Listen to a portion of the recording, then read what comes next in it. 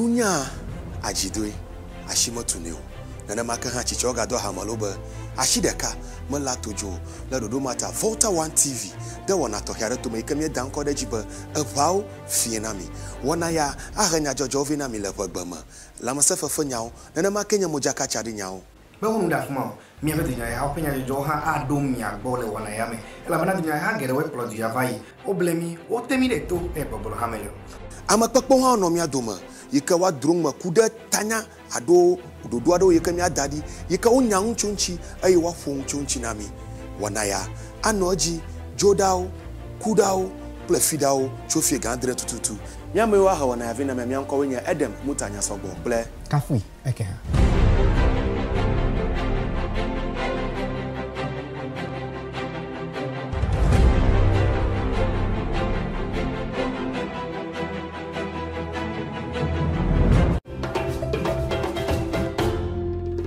V1 TV, our heritage, our wealth.